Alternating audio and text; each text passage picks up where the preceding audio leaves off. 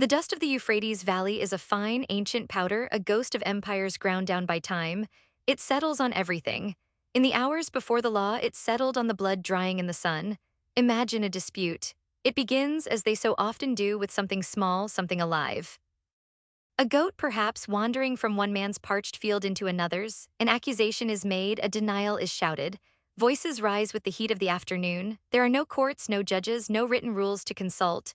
There is only the memory of custom and the weight of a family's honor. A shove becomes a blow, a stone is thrown. A brother joins the fray, then a cousin. By sunset, the goat is forgotten and a man lies dead in the dust.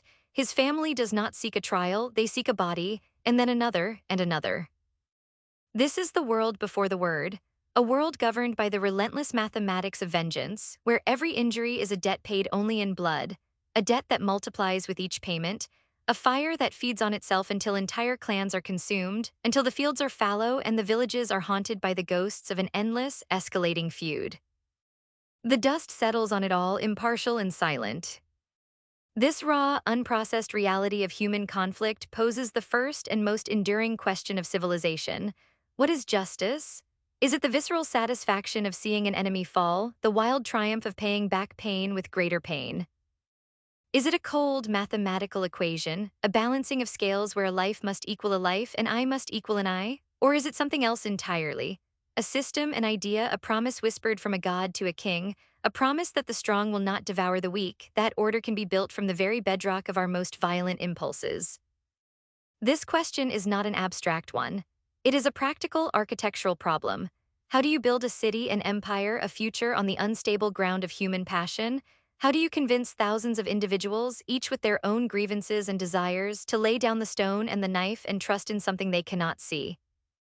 To answer this, we must travel back nearly 4,000 years to a civilization that rose between two rivers, to a city of baked brick and soaring ziggurats, to the mind of a king who sought to carve order out of chaos itself.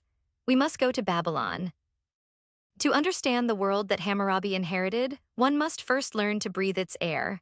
The air of 18th century Mesopotamia before the Common Era was thick, heavy with the scent of silt from the river's annual flood, a smell of fertility and decay intertwined. It carried the sharp, acrid smoke from countless cooking fires burning dried dung and precious wood, a haze that clung to the wool of your tunic and the back of your throat. This was the perfume of life itself. Visually, Babylon was a city of earth tones. The immense, sun-bleached walls, so wide that a chariot could race upon their summit, were the color of pale sand. The ziggurats, man-made mountains of brick, climbed in stages toward a sky of piercing, relentless blue, their temples at the top decorated with colored glazed tiles that would have shimmered like jewels in the harsh sunlight. On the streets below, it was a world of movement and contrast. The simple, earth-toned robes of laborers and farmers brushing against the dyed and fringed garments of priests and scribes. You would see the glint of copper and bronze from a metalsmith's stall, the vibrant colors of spices piled high in the market, turmeric yellow, cumin brown, sumac red. The shadows were deep and sharp, offering the only respite from a sun that baked the very ground beneath your feet. The soundscape of the city was a constant, layered hum. At its base was the murmur of voices speaking Akkadian, a Semitic tongue that was the lingua franca of the empire, but you would also hear the older, more liturgical sounds of Sumerian spoken by the priests in their temple compounds.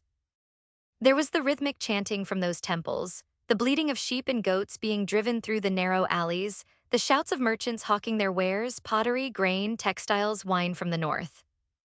You would hear the creak of wooden wheels on unpaved roads, the slap of water against the hulls of reed boats plying the canals that served as the city's arteries, and the constant, almost subliminal sound of scribes, the tapping of their styluses on wet clay tablets, the true heartbeat of the bureaucracy that held the empire together.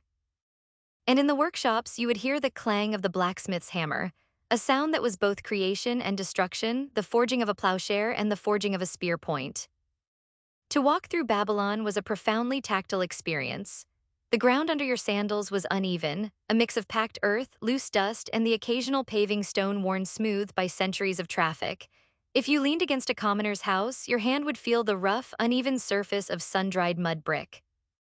But in the palace or temple district, your fingers might trace the cool, smooth surface of baked and glazed bricks, a testament to wealth and power. The heat was a physical presence, a weight on your shoulders, the air so dry it could crack your lips. But then you would pass a canal or an irrigated garden, and the air would suddenly turn cool and damp, a blessing on the skin. You would feel the coarse texture of a barley sack, the surprising softness of a finely woven linen robe, the heavy weight of a silver shekel in your palm, its surface worn smooth with the passage of countless hands. And the tastes of Babylon were the tastes of the earth.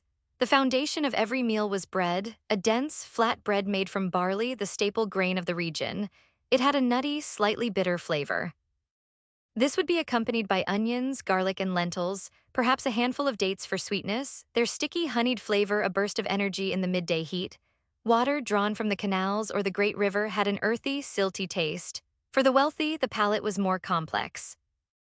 They would eat roasted mutton or goat, seasoned with herbs and spices brought by caravan from distant lands.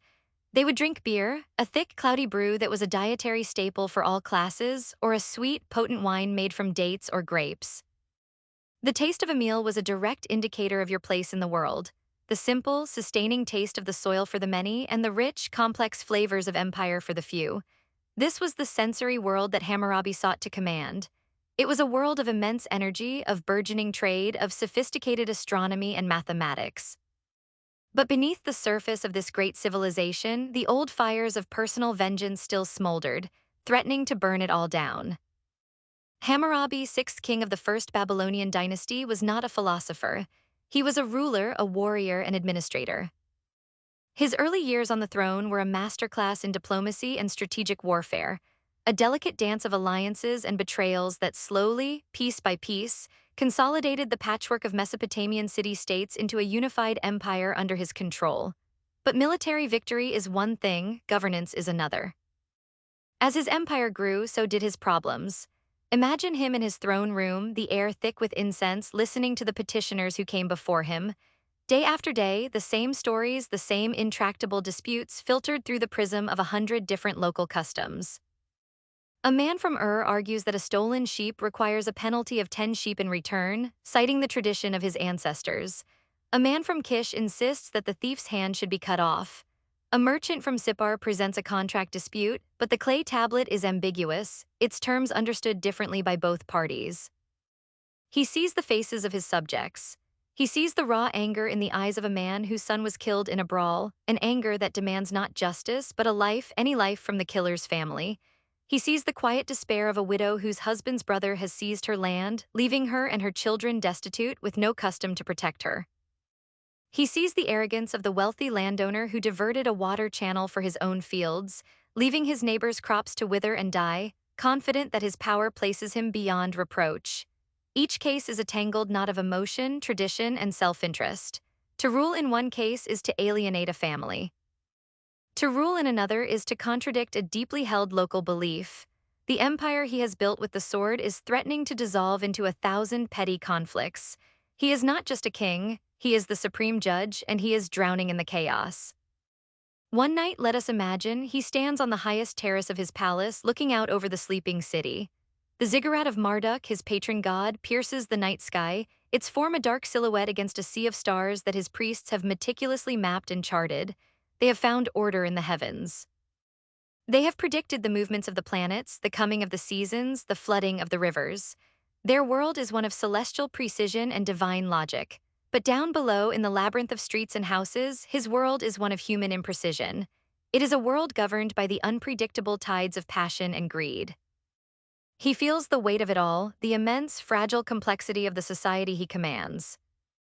An inner monologue begins to form, a conversation with himself, with his gods. Marduk has given me this kingdom, he might think. He has commanded me to make the land prosper and the people safe. But how can there be safety when every man is his own judge and executioner?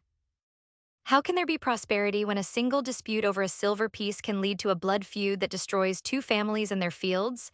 Custom is a whisper in the wind, different in every village. It is not a foundation, it is sand. He looks up at the moon, a constant, predictable light in the darkness. What if law could be like that? Not a whisper but a stone, something permanent, something everyone can see, something that does not change with the mood of a man or the power of his family. The thought is radical, almost blasphemous. To replace the ancient, unwritten customs with a single royal decree. To declare that justice is not what a man feels, but what the king has written. There must be a measure, he thinks, his mind racing. For every crime, a price, for every injury, a balance, not the wild, escalating balance of revenge, but a fixed, cold, terrible balance. A builder who builds a faulty house that collapses and kills the owner's son. What is the price? The life of the builder's son. It is horrifying, it is perfect, it is a mirror. It is a wall at the end of a road, a wall that says, go no further. An eye for an eye, not a family for an eye, not a village for an eye. Just the eye. In the stillness of the Babylonian night, the core principle of his code is forged, not from a desire for cruelty, but from a desperate need for finality. He will give his people a law that is as clear and as unforgiving as the stars above them. The creation of the Code of Hammurabi was not the work of a single night of inspiration. It was a monumental administrative and intellectual undertaking. Imagine a chamber deep within the palace, lit by flickering oil lamps that cast long, dancing shadows on the walls.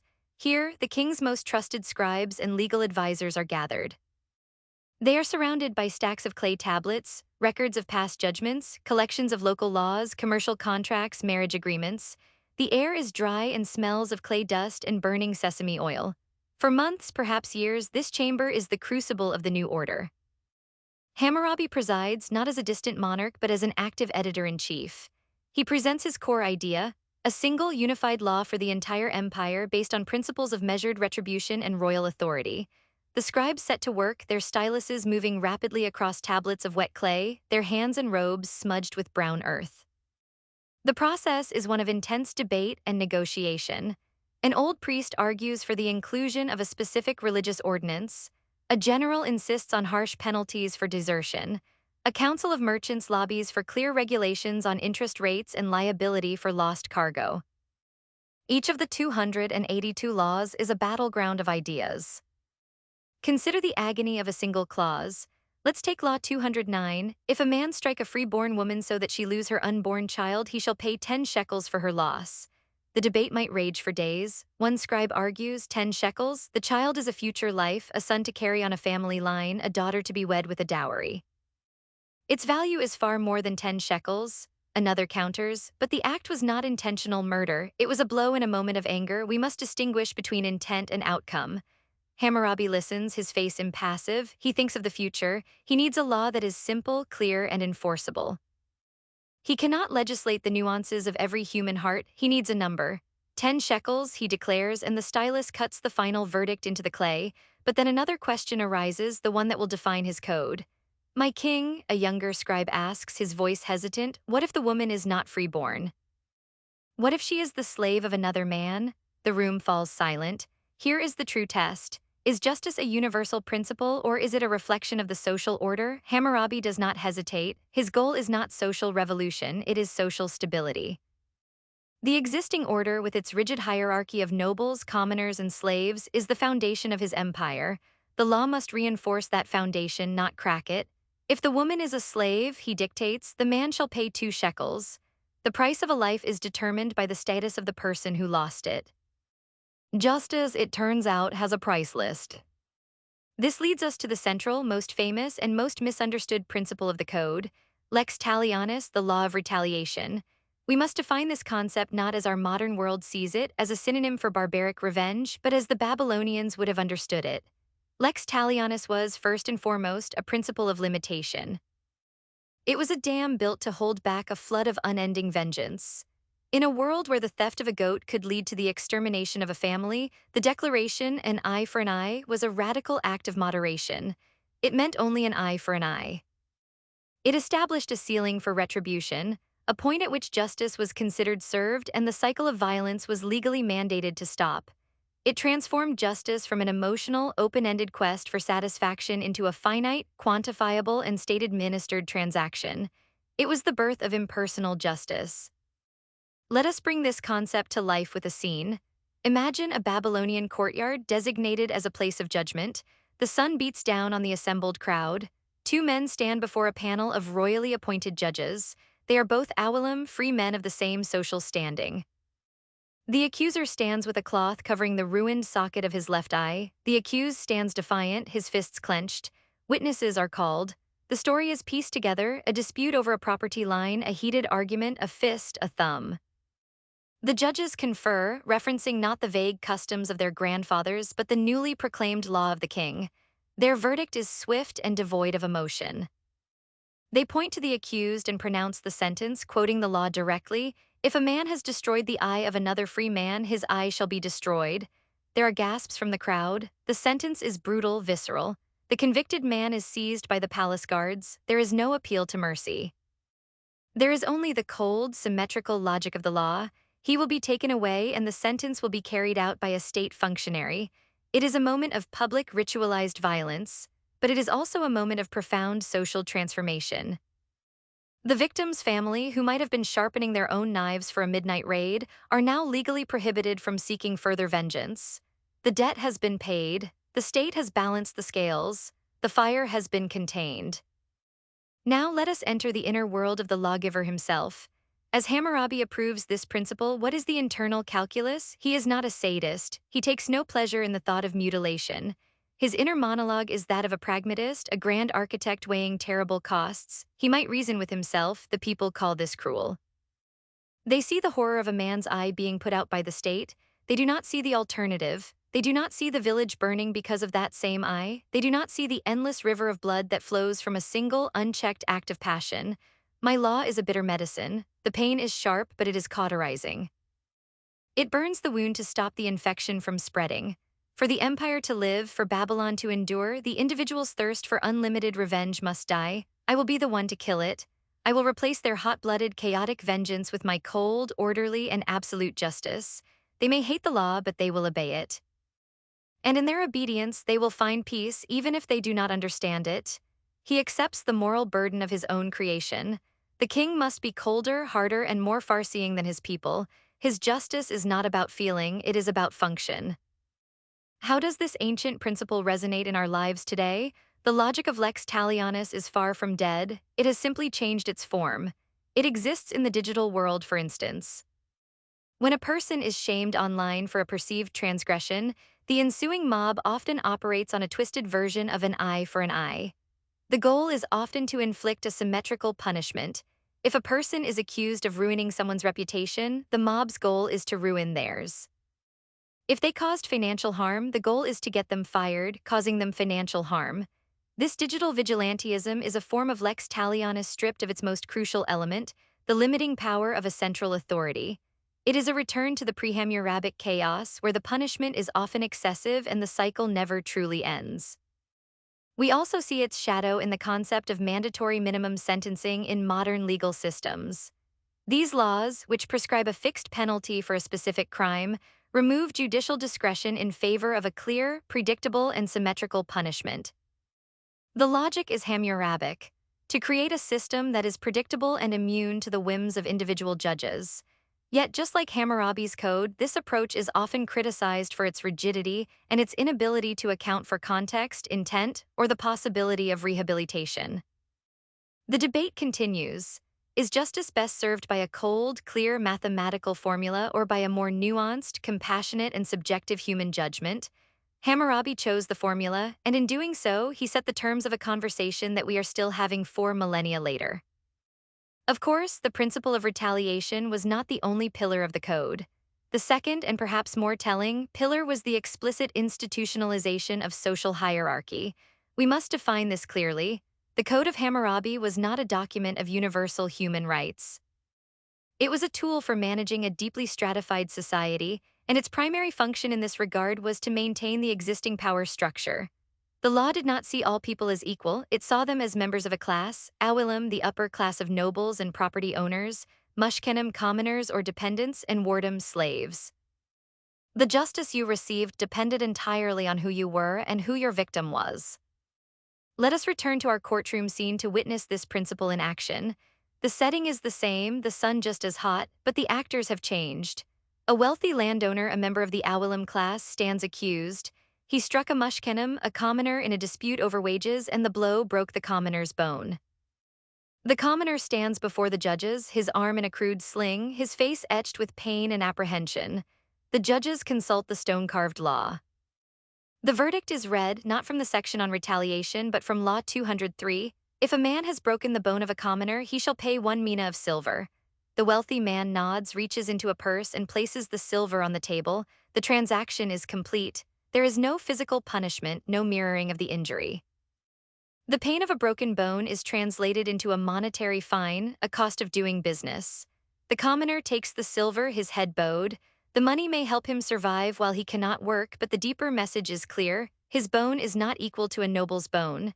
His body is a commodity with a price tag. Now let us imagine the scene in its most extreme form. The same nobleman in a fit of rage strikes his own slave, putting out the slave's eye. The act is witnessed and the case comes before the judges, perhaps brought by the slave's original owner if he was rented. The judges turn to Law 199.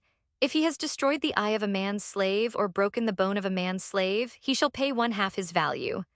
The slave stands there, his world now half darkened forever, and listens as his own body is discussed as a piece of damaged property. His eye is not an organ of sight, it is an entry on a ledger. The punishment is not for the act of violence against a human being, but for the financial damage done to another man's asset. This is the cold, hard reality of justice in Babylon. The law that so brilliantly contained the feuds between equals, just as brilliantly reinforced the oppression of the unequal. What was Hammurabi's inner monologue as he enshrined this hierarchy into his eternal law? He would not have seen a moral contradiction. He would have seen it as a reflection of the natural order of the world, an order sanctioned by the gods. His thoughts might be, the empire is a body, the Awelem are the head, the thinking part. The Mushkinim are the arms and legs, the workers. The Wardam are the feet which tread the earth. Each part has its function, each has its value. The law must protect the whole body, but it cannot pretend that the foot is the head. To do so would be to create a monster. My kingdom's strength comes from this order. If a nobleman's son is killed by a collapsing house, the builder's son must die, for the loss is equal. But if a slave is killed, the loss is economic. The builder must provide a new slave. This is not cruelty, it is logic. It is the architecture of a stable society. Justice is not about making everyone the same. It is about keeping everyone in their proper place. His vision of justice was not about liberating the individual, but about preserving the collective, and he believed the collective could only survive through a rigid, unyielding hierarchy. The modern application of this principle is both obvious and deeply unsettling. While our modern constitutions and legal systems are explicitly founded on the principle of equality before the law, the ghost of Hammurabi's tiered justice still haunts us. We see it in the vast differences in legal outcomes between the wealthy and the poor. A wealthy defendant can afford a team of expert lawyers who can navigate the complexities of the legal system, while a poor defendant is often reliant on an overworked public defender. The law may be the same on paper, but its application in reality is profoundly affected by economic status. We see it in systemic biases that can lead to different sentencing for the same crime based on race or social background. We see it in the way corporate crimes, which can cause widespread financial harm, are often punished with fines, the modern equivalent of a mina of silver, while a petty thief who steals a loaf of bread may face prison time. We have replaced the formal categories of Awelem, Mushkinim, and Wardam with more subtle, but no less powerful, distinctions based on wealth, race, and influence. The central challenge of justice today is to live up to the promise of equality that we write in our founding documents, and to finally exorcise the ancient Babylonian idea that the value of a person's suffering is dependent on their station in life. The struggle to formulate these laws was immense, but the final act of creation was to give them a physical form that was as powerful as the ideas they contained. The masterpiece of Hammurabi was not just the text of the code, it was the object itself, the great basalt stele. Imagine the scene of its creation as a slow, deliberate ballet of labor and artistry. Deep in the mountains of the Zagros, men quarry a massive block of black diorite, a stone chosen for its hardness and its deep, starless color. It is a stone that speaks of eternity. The block is dragged for miles on rollers, a colossal effort requiring the coordinated labor of hundreds of men until it reaches the workshops of Babylon. There the master carvers begin their work. For months the air is filled with the rhythmic tap-tap-tap of the chisel and the grating sound of stone being polished. First they shape the pillar itself, nearly 7.5 feet tall, sleek and powerful, its surface polished to a dark gleam. Then comes the most delicate work. At the very top, in high relief, the carvers create a scene of divine transmission. The sun god Shamus, the Lord of Justice, is seated on a throne. Flames leap from his shoulders, symbolizing his radiant power. He extends his hand, offering Hammurabi a rod and a ring, the symbols of measurement and totality, the tools of the divine architect. Hammurabi stands before him, his hand raised to his mouth in a gesture of respect and listening. The image is a piece of brilliant political theology. The king is not the source of the law, he is its humble recipient. The law is not a product of human ambition, but of divine will. Below this image, the true labor begins. Scribes, masters of the cuneiform script, transfer the text from the working clay tablets onto the stone. Each wedge-shaped mark must be carved with perfect precision. There can be no mistakes. This is a task of immense concentration. A single slip of the chisel could mar the sacred text. Column after column, the 282 laws are incised into the stone. A dense tapestry of legal pronouncements covering everything from agricultural policy and commercial rates to family law and violent crime. As you run your hand over the finished surface, you would feel the sharp, precise edges of the script, a language made tangible, a system made permanent. The stele is more than a legal document. It is a talisman, an object of immense power designed to project the authority of the king and the gods across the entire empire. The day of its unveiling must have been a major public event. The Great Stele is erected in a central temple courtyard in Babylon, a place of high traffic. Priests perform rites of dedication, the air thick with the smoke of sacrifices and the sound of hymns. Hammurabi himself might have been present, addressing the assembled crowd. What did the people see when they looked at it? A merchant might have felt a sense of relief. Now a contract dispute would be settled by a clear, written rule, not the whims of a corrupt local official. His investments are safer. A widow who has been told her entire life that she has no rights might see the prologue, where the king vows to protect her, and feel a flicker of hope. A farmer locked in a dispute over water rights now knows there is a fixed law he can appeal to. For them, the stone is a promise of predictability, a shield against chaos. But others would have seen something far more intimidating. A commoner looking up at the rigid, unforgiving text might feel a new kind of fear. Before, justice was a negotiation with his neighbors. Now it is an absolute decree from a distant king backed by the power of the gods. There is no room for argument, no space for mercy. A slave, unable to read the script but understanding its power, would see in the stone the permanent codification of his own subjugation. He would see a system that values his eye at half the price of his owner's, a system that declares his very being to be property. For them, the stone is not a shield, it is a cage. The masterpiece, like all great works of power, is a paradox. It offers order, but at the cost of freedom. It offers protection, but only within the rigid confines of an unequal world. It is a monument to the birth of law and a monument to the law's inherent limitations. What then is the legacy of this dark, gleaming stone? In the immediate aftermath of its creation, it did what Hammurabi intended. It provided a unified legal framework that helped to stabilize his vast and diverse empire. It replaced the chaotic and violent system of private vengeance with the predictable and monopolized power of the state. It created a world where a contract had meaning, where property was protected, and where the consequences of one's actions were, for the first time, written down for all to see. It was, in essence, the operating system for a new kind of complex society. But this stability came at a price. The code's rigid, class-based structure reinforced and legitimized the deep social inequalities of Babylonian society. It created a justice system that was, by its very design, unjust. It taught generations that the value of a human life was not intrinsic, but was determined by one's social and economic standing. After Hammurabi's death, his empire eventually crumbled, overrun by invaders. But the code itself endured. Scribes continued to copy it for over 1,000 years. It became a classic text, studied in the scribal schools of Mesopotamia long after the laws themselves were no longer actively enforced. Its influence spread, shaping the legal traditions of the Near East, including, many scholars believe, the legal codes of the Hebrew Bible, which contains its own version of an eye for an eye. These principles are the bedrock of virtually every modern legal system on the planet. And so we find ourselves in a museum, perhaps the Louvre in Paris, on a cool January morning in the year 2026. We stand before the very same diorite stele, removed from the Mesopotamian sun and placed under the soft, controlled lighting of a gallery. It is silent now. The Akkadian script is unreadable to all but a few specialists. The world it governed has turned to dust, yet it is not merely a dead artifact, it is a mirror. In its polished black surface, we can see the reflection of our own world, our own ongoing struggle with the questions it first tried to answer. We have rejected Hammurabi's brutal literal punishments. We have rejected his explicit class-based laws. We have enshrined the ideal of universal equality in our most sacred legal documents. But have we truly escaped his logic? When we demand harsh, uncompromising penalties in the name of justice for victims, are we not hearing an echo of Lex Talionis?